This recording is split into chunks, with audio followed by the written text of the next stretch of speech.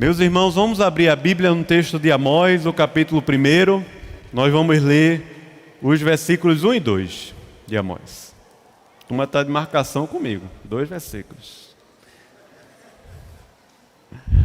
Amós, capítulo 1, versículos 1 e 2.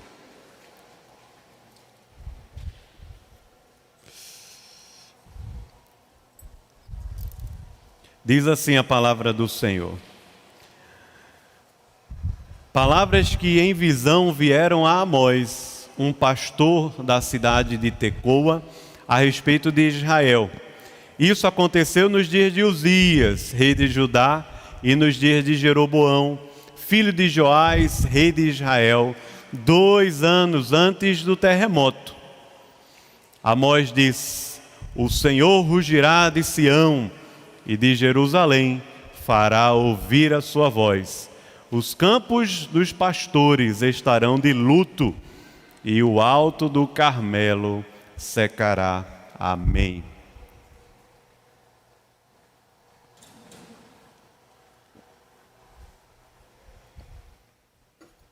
Vamos orar mais uma vez ao Senhor.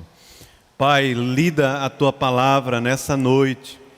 Nós rogamos ao Senhor a iluminação do Teu Espírito, que a Tua graça nos ajude e nos abençoe aqui para entendermos, ouvirmos a Tua voz, crermos de todo o nosso coração e vivermos todos os dias da nossa vida.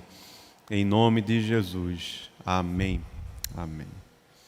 Meus irmãos, estamos começando hoje um novo livro dos profetas menores, nessas séries dos profetas, as séries do culto da noite, e estudando Amós, que viveu mais ou menos próximo ao profeta Oséias, que nós já tivemos aqui a exposição.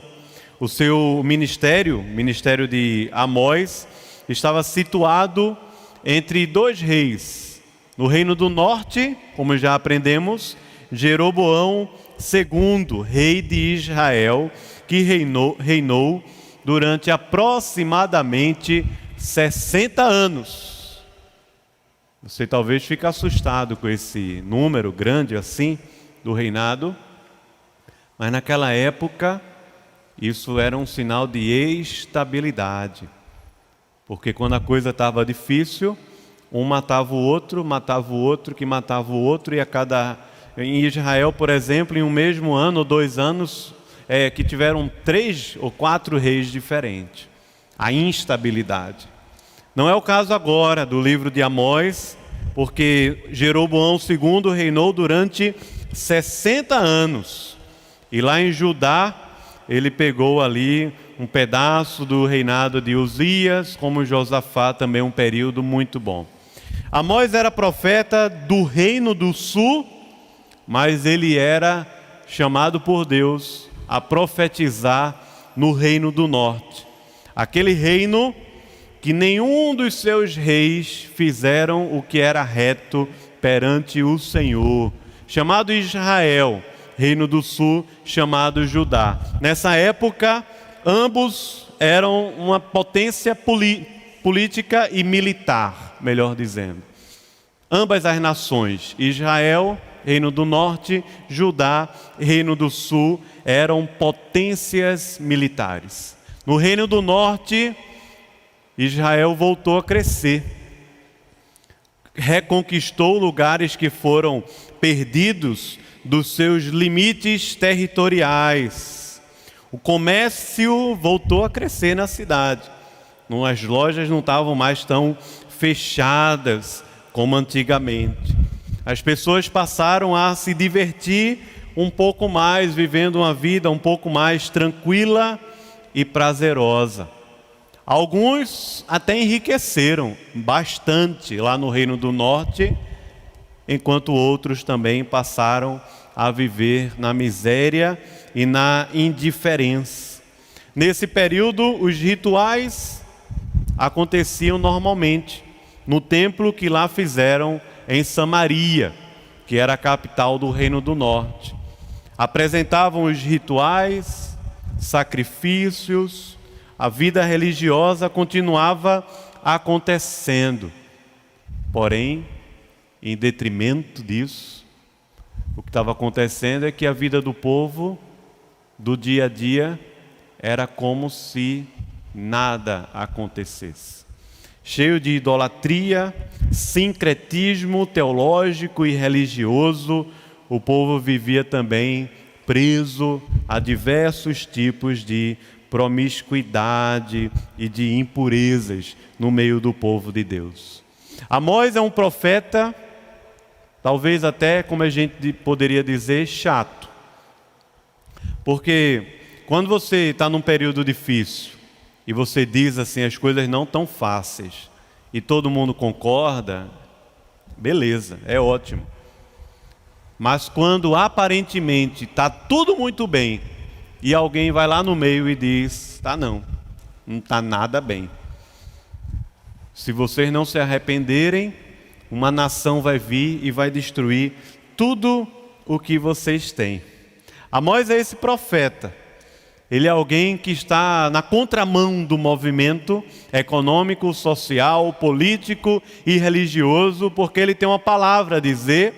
Essa palavra é: o Senhor rugirá como um leão, e isso acontecerá lá de Sião e de Jerusalém.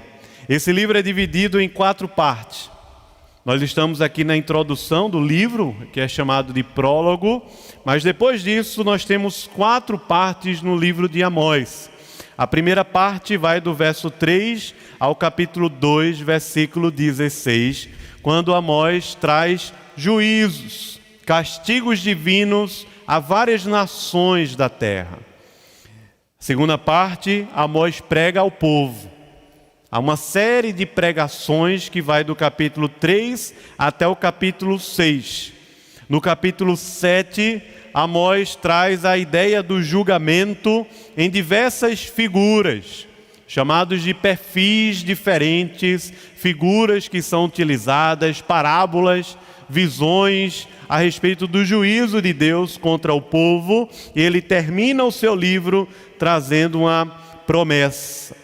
A promessa de que o Senhor há de restaurar todas as coisas, porque Ele virá com salvação no meio do seu povo. Mas perceba, Amós estava vivendo em um período de estabilidade política, de sucesso militar com Jeroboão II. Amós estava vivendo em um período de prosperidade, com grandes influências culturais e até um tipo de teologia estranha. Porque no pensamento do povo, e a gente vai ver isso no desenvolver do livro, a ideia que se tinha na mente, no coração do povo, era que Deus estava abençoando aquela prosperidade toda.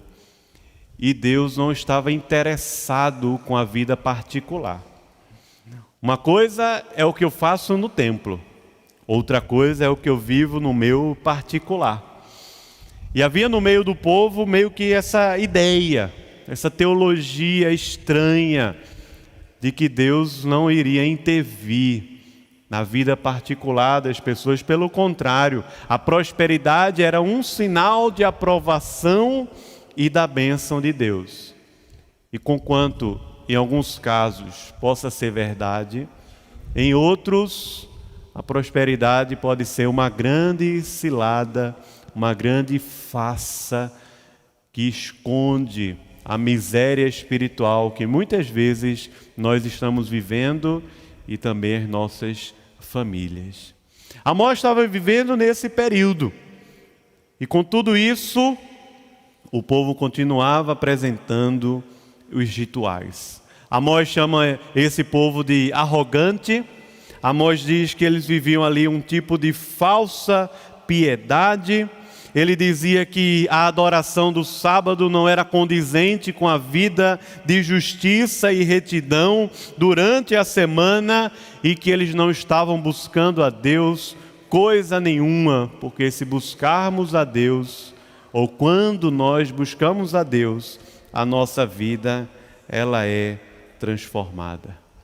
Vocês vão para os altares, sacrificam a Deus, mas continuam se entregando aos ídolos, que é o que tinha lá em Israel.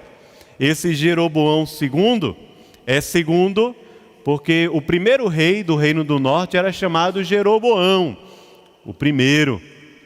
E assim que houve uma grande conspiração no povo de Israel, e Jeroboão divide o reino com as tribos do Reino do Norte, 10 tribos, ele estabelece nos pontos dessa cidade um bezerro de ouro, em Dan, em Beceba, lugares de adoração como Betel, Gilgal, que também aparecem no livro de Amós, mas que eram cheios de ídolos, como se nós pudéssemos equilibrar todas as coisas. Nós adoramos a Deus, mas não queremos abrir mão dos ídolos. Nós adoramos a Deus, mas não queremos abrir mão dos pecados. Nós adoramos a Deus, mas não queremos abrir mão da prática da injustiça. Nós vamos tentando equilibrar todas as coisas. Só que, quando as coisas estão bem, parece que a gente fica com maior dificuldade de enxergar. Não é verdade? Está tudo tão bem, as coisas estão melhorando tanto lá no meu trabalho, eu estou crescendo tanto profissionalmente, as coisas estão tão bem, estou indo à igreja, a igreja está tão bem, as pessoas estão tão felizes, animadas, as coisas estão tão bem, a política, olha aí, 60 anos, nós reconquistamos territórios, estamos reconquistando aquela glória do reino de Israel, as coisas estão tão bem, de repente vem um profeta e diz, Deus vai falar, e ele falará como um leão que ruge, e ele fala não apenas com o seu povo, mas ele fala com todas as nações da terra. Como um leão que ruge, ele fala com todas as nações da terra e fala por meio do seu povo. Por meio do seu profeta, por meio do seu povo. Profeta Amós, aqui preparando o terreno. Todos nós precisamos de um redentor. O leão vai rugir com juízo, mas também com salvação. Tenha uma consciência quando estiver lendo o livro de Amós. Está prestes a acontecer uma grande destruição no Reino do Norte, e o povo não enxerga isso. Por favor, não esqueça esse detalhe à medida que a gente vai estudando o livro de Amós. Amós estava vivendo mais ou menos um período 750, 760 antes de Cristo. No ano 722 antes de Cristo. Ou seja, 30, 40 anos dessa profecia de Amós. Todo o reino do norte foi destruído pela Assíria, cruelmente destruído. O povo de Israel foi espalhado por todas as nações e povos de várias nações vieram habitar em Israel. E houve ali uma mistura étnica, racial, como também um sincretismo religioso imenso. E é daí que vem aquela rixa entre judeus e samaritanos que a gente encontra, por exemplo, em João, no capítulo 4, quando Jesus conversa com uma mulher samaritana. Perceba que Amós, enquanto as coisas estão tudo muito bem, está dizendo ao povo continuamente, se nós não nos arrependermos, se não enxergarmos plenamente a nossa realidade espiritual, uma nação virá e vai nos destruir completamente como um sinal do juízo de Deus. Como nós estamos após essa história, nós sabemos que isso infelizmente aconteceu. Mas Deus não perde o controle, o governo. E sempre que Ele traz juízo à terra, os pecados são julgados, os ímpios são condenados, mas há sempre salvação para aqueles que foram escritos no livro da vida, antes da fundação do mundo, por quem o Cordeiro de Deus derramou o seu sangue. Perceba comigo aqui nesse texto, desses 2 versículos, o tema simples dessa noite, o tema é o leão rugirá. Primeiro lugar, o Senhor fala por meio dos seus profetas. Em segundo lugar, o Senhor governa por meio do seu povo. Em terceiro lugar, juízo e salvação é o que nos espera. Em primeiro lugar, Deus fala por meio dos seus profetas. Veja o capítulo 1, versículo 1, ele diz: palavras que em visão vieram a Amós, que era entre os pastores de Tecoa, a respeito de Israel, nos dias de Uzias, rei de Judá, e nos dias de Jeroboão, filho de Joás, rei de Israel, 2 anos antes do terremoto. Aqui não temos tantos detalhes sobre a vida do profeta. Alguns outros textos, especialmente no capítulo 7, nós temos alguns outros detalhes a respeito de Amós. Mas já nos oferece um cenário a respeito desse profeta. Amós, ele era um pouco, vamos dizer assim, diferente. Era um homem do campo, um homem da boiada, era um homem da agricultura, dos sicômoros, das figueiras, mas tinha um conhecimento de política internacional, de economia, de teologia, da lei do Senhor, extremamente alto, culto, era assim chamado o profeta Amós. Amós, como nós podemos ver aqui apenas em poucos versículos, mas que no capítulo 7, versículos de 10 a 17, ele deixa inclusive isso claro.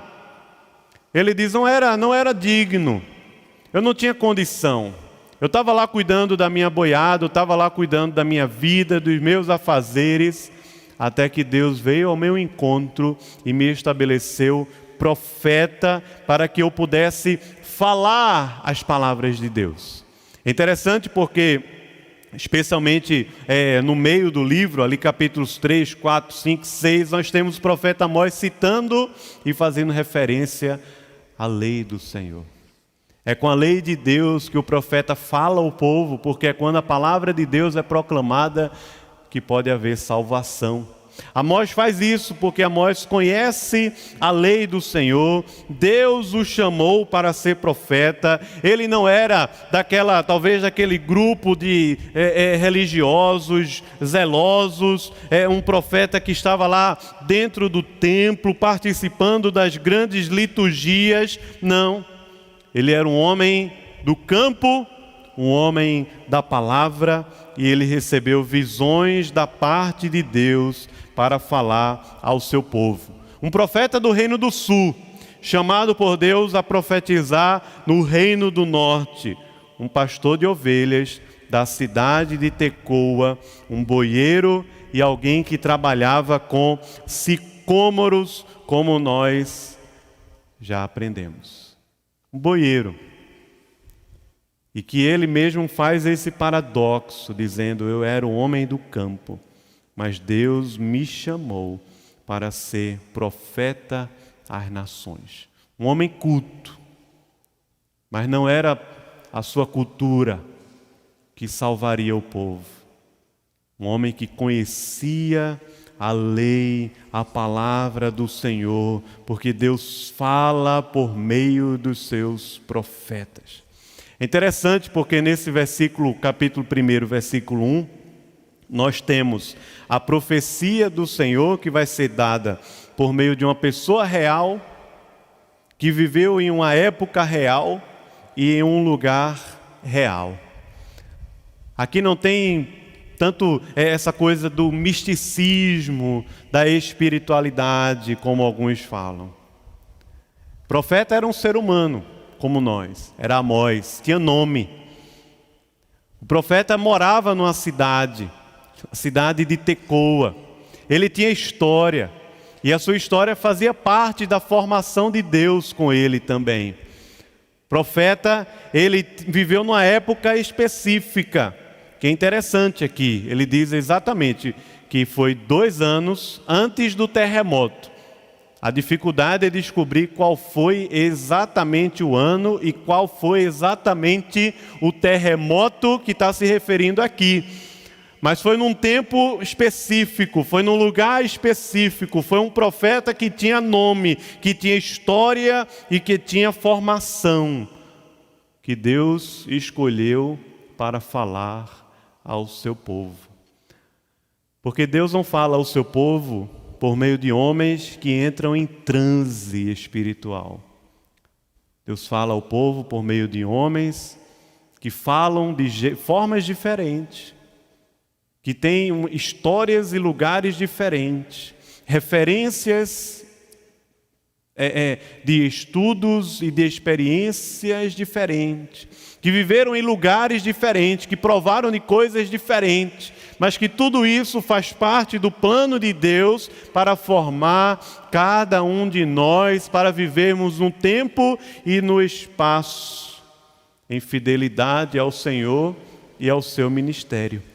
Deus conhece todas as coisas e Deus está presente em todos os lugares. Segunda coisa que nós encontramos aqui nesse texto, no versículo 2, o Senhor governa por meio do seu povo. Isso vai ficar um pouco mais claro, especialmente no capítulo 1, versículo 3 em diante, quando nós encontramos o profeta Amós trazendo profecias a várias nações da terra. A gente pode olhar sem ter que ler o texto todo, mas, por exemplo, se você puder acompanhar comigo na sua Bíblia, no capítulo 1, versículo 3, logo a primeira, ele diz: por 3 transgressões de Damasco e por 4. Essa é uma expressão que vai se repetir ao longo da profecia, especialmente aqui no capítulo 1. Por 3 e por 4, ele diz para Damasco e traz um juízo de Deus contra os pecados de Damasco. Depois, em Gaza, no versículo 6, também ele faz isso. Depois, no versículo 9, a respeito de Tiro. No versículo 11, a respeito de Edom. No versículo 13, a respeito de Amon. No capítulo 2, versículos de 1 a 3, a respeito de Moabe. Depois, a respeito de Judá e a respeito de Israel. Aqui o profeta Amós, ele está preparando o povo para ouvir uma série de profecias que descreviam a forma pecaminosa com que aquelas pessoas estavam vivendo e que Deus não estava se agradando. O que eu acho interessante desse versículo, especialmente o versículo 2, é que o profeta Amós fala com várias nações do mundo ao seu redor. E a palavra que ele deixa claro é que Deus fala com as nações a partir de Jerusalém e de Sião. Porque Deus não governa o mundo por meio dos homens mais ricos do planeta apenas. O governo e o reino de Deus não está entre aqueles grandes e poderosos governantes, mas o governo e o reino de Deus foi dado o privilégio a todos aqueles que nasceram de novo. Porque é assim que Jesus diz: se você nascer de novo, em João no capítulo 3 a Nicodemos, nós vamos ver e vamos entrar no reino de Deus. Fazemos parte de uma outra realidade. Vivemos no reino dos homens, mas não somos desse reino. Estamos no mundo, mas não somos desse mundo. E Deus reina e governa sobre todas as nações, justamente do seu santo templo. Essa é a referência que o profeta faz a Jerusalém e a Sião. É o lugar em que Deus habita. É a habitação de Deus aqui na terra. Deus habita nos céus, mas se revelou ao seu povo habitando nesse momento lá em Jerusalém por meio do seu templo. Era essa ideia comum na Bíblia, na revelação que está progredindo nesse período de que a presença de Deus era feita realidade em Jerusalém. Na construção do templo, especialmente por causa do reinado de Davi, quando ele traz a arca para Jerusalém, e depois seu filho Salomão, quando ele constrói o templo lá em Jerusalém. O Monte Sião, lá onde Deus habita, essa referência é tão presente nos salmos, nos cânticos, especialmente dos filhos de Corá, falando da presença de Deus, do governo de Deus no Monte Sião, ali onde Deus se revela ao seu povo. Essa é a referência que Amós faz aqui no capítulo 1, versículo 2. Sião era importante porque lá estava o templo de Deus e o significado da presença de Deus. O culto a Deus, onde o povo se reúne para orar, cantar, oferecer sacrifícios, ler a lei do Senhor e ouvir a sua voz. Como nós fazemos até os dias de hoje, mas não precisamos lá em Jerusalém. Como a mulher samaritana perguntou a Jesus, ele disse que nós deveríamos adorá-lo em espírito e em verdade. É isso que nós fazemos quando cultuamos a Deus, com orações, cânticos, leitura da palavra e pregação. Não oferecemos mais sacrifícios cruentos, mas celebramos os sacramentos de Deus como um sinal da sua aliança no meio do seu povo. É o lugar de culto a Deus, do ensino da lei. É revolucionário, meus irmãos, mas Deus governa as nações por meio da sua igreja. E o culto a Deus é esse lugar do encontro, da renovação, do entendimento, do quebrantamento, para que quando nós nos ajuntamos em congregação, quando o povo de Deus é congregado e depois é enviado ao mundo, e nós vivemos isso não apenas uma vez na vida, uma vez ao ano, mas vivemos isso todos os domingos, toda semana, quando o povo é congregado no templo para adorar ao Senhor e é enviado às nações para ser sal da terra e luz do mundo, porque Deus governa por meio do seu povo. É em Jerusalém, ou é a partir de Jerusalém, que a sua voz se fará ouvida a todas as nações. Não é da ONU, não é do partido A ou B, não é daquela grande nação poderosa, não é de quem é da turma que está lá na Bolsa de Valores. Aqui em São Paulo, não é a turma da Faria Lima, não é a turma de Wall Street, não é, meus irmãos. Deus governa as nações por meio do seu povo. Todos nós. É daqui que a sua voz, ela sai como um rugido de leão. E não sei se você já viu. Aqui no Horto dos Irmãos, uma vez eu vi. Eu não sei se aquele leão hoje, ele tem condições ainda físicas, emocionais. Não é brincadeira, mas está velhinho o bichinho. De rugir tão forte. Mas eu já ouvi o rugindo uma vez. O rugido do leão, bravo, forte, imponente, porque é assim que tem que ser a voz do Senhor aqui na terra. É por meio do seu povo que o reino de Deus se estabelece. Por isso nós devemos olhar para Ele e sempre ouvir a sua voz. Em terceiro lugar, o que nós encontramos aqui nesse texto é que juízo e salvação fazem parte da sua palavra, sempre. Salvação e juízo, juízo e salvação. Sempre faz parte. Todos os domingos nós ouvimos os juízos de Deus, por isso confessamos os nossos pecados. Mas também celebramos a salvação e o quebrantamento, logo depois em oração de gratidão ao Senhor. Ouvimos os juízos de Deus por meio da pregação, mas a pregação não proclama apenas o julgamento, ela também proclama a salvação de Deus em Cristo Jesus. É o que nós vemos aqui nesses 2 versículos que lemos.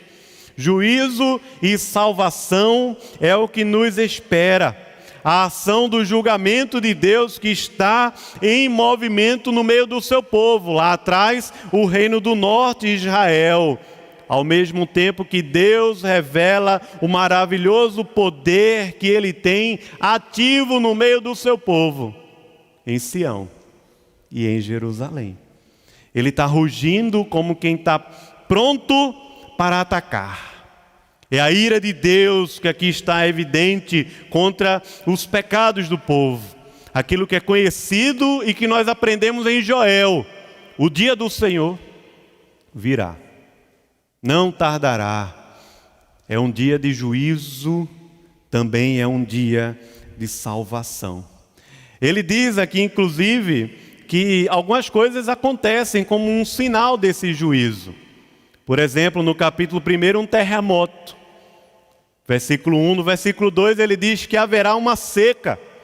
Coisas assim aconteciam lá atrás. Será que acontece hoje? A gente acha que controla tudo pelos aplicativos do nosso celular, mas quem governa todas as coisas é o Senhor. Pequenos sinais do juízo de Deus sobre a terra. Pequenos sinais.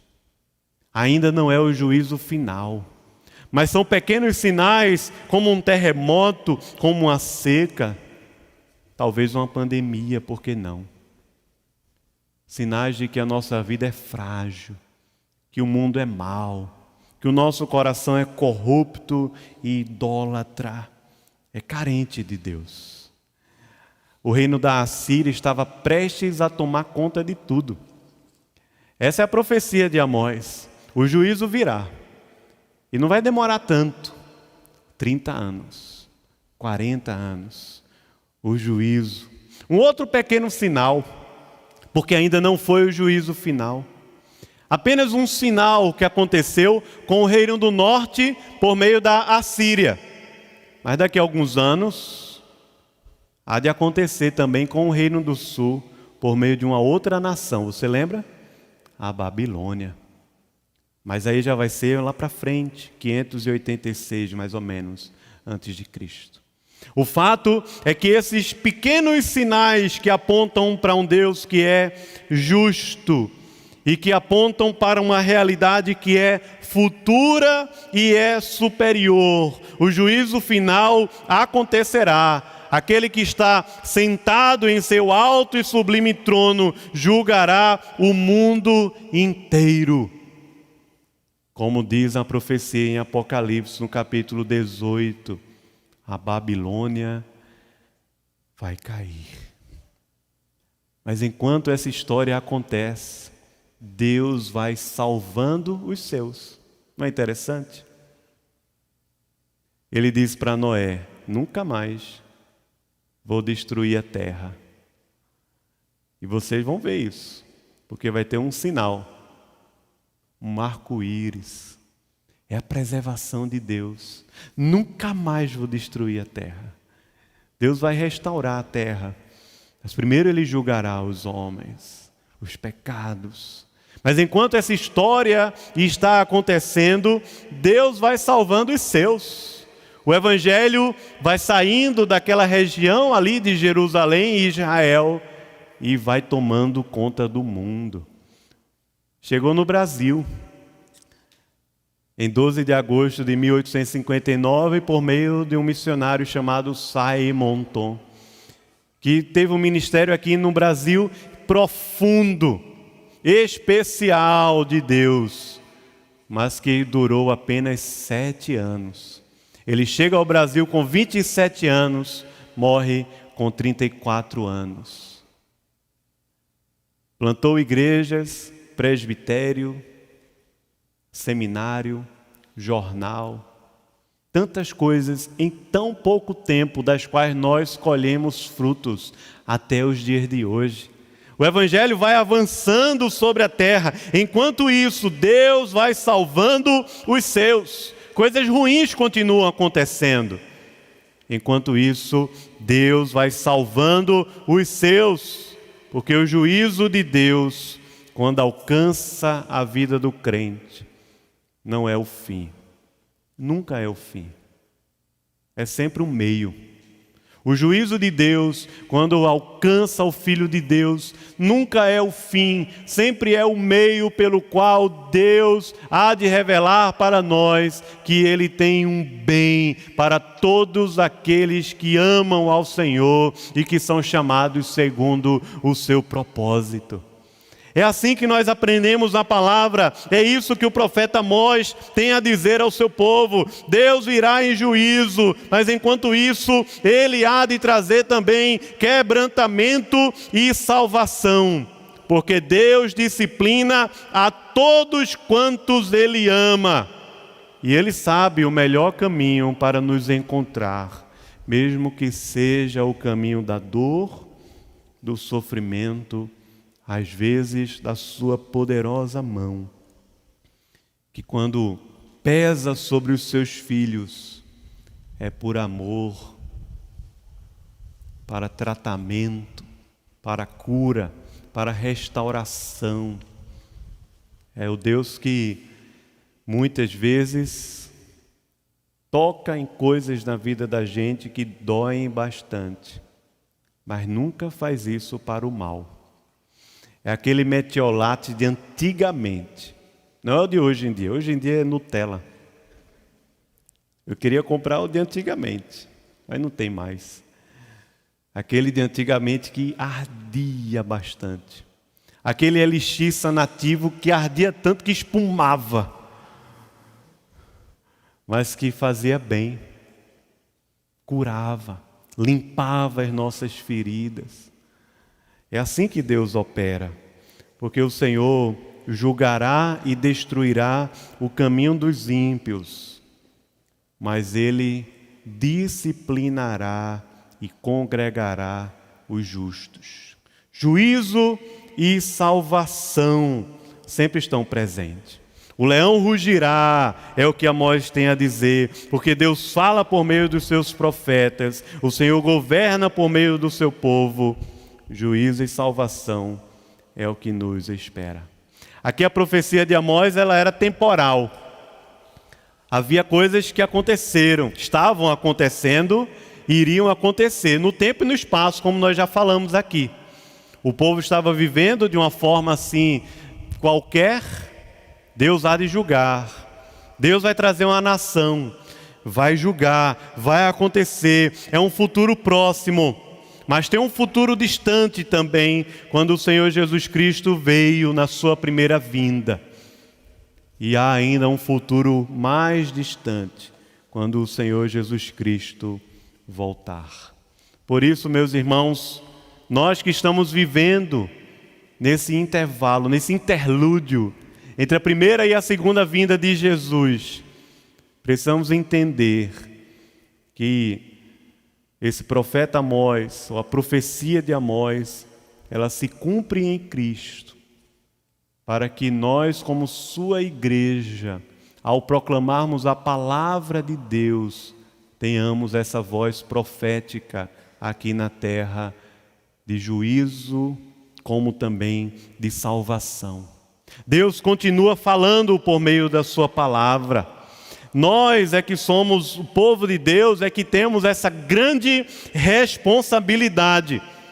Você tem o imenso privilégio de ser chamado filho de Deus, mas uma imensa responsabilidade, porque a voz do Senhor ruge como um leão no meio do seu povo, entre nós, por meio de nós e para a sua glória, porque é do meio do seu povo que o leão rugirá.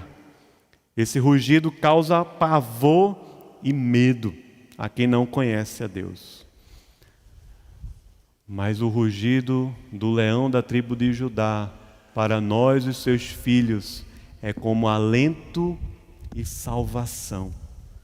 C.S. Lewis, nas Crônicas de Nárnia, conseguiu captar essa mensagem. Ele diz assim: a voz profunda e generosa teve o efeito de um calmante. Ficaram alegres e animados, não mais perturbados por estarem ali sem dizer uma só palavra. A voz do leão que rugiu era profunda e generosa, mas acalmou a todos. Por isso ficaram ali alegres e animados, não mais perturbados por estarem ali sem dizer uma palavra. Meus irmãos, todos nós precisamos de um Redentor que nos salve do terremoto, que nos salve da seca, que nos salve da maldade desse mundo, que nos salve da corrupção do nosso próprio coração. E você sabe de quem eu estou falando. Não é de Amós, não é de Aslan, mas é de Cristo. Cristo, nosso Redentor. Cristo, o nosso Salvador, que rugiu uma vez e rugirá de uma vez por todas na sua segunda vinda. Foi assim que João viu na ilha de Pátimos. Ele diz que quando viu os anciãos ali ao redor e aquele livro, começou a chorar. Então um dos anciãos falou para ele: não chora, João. Eis que o leão da tribo de Judá, a raiz de Davi, venceu para abrir o livro e os seus 7 selos.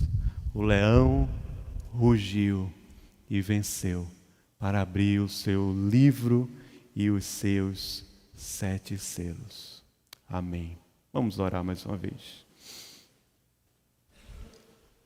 Senhor, muito obrigado pela Tua palavra, que aqui nós lemos, tentando entendê-la, também aplicá-la na nossa vida, Senhor, no nosso coração.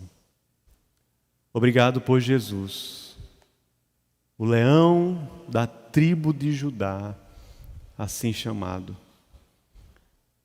Essa tribo da qual o cetro não se apartaria. E por causa dessa profecia, nós em Cristo também reinamos nesse mundo. Ó Deus, te pedimos, Pai, a Tua bênção e a Tua graça. No meio das lutas e dificuldades, revela-nos a Tua salvação e a Tua graça. Usa-nos, ó Deus, usa-nos para fazer ouvida a Tua voz nesse mundo que nós vivemos. Porque Tu és o leão que ruge, que rugirá, o leão da tribo de Judá, aquele que venceu. Bendito seja o Teu santo nome, em nome de quem nós oramos também. Amém. Amém.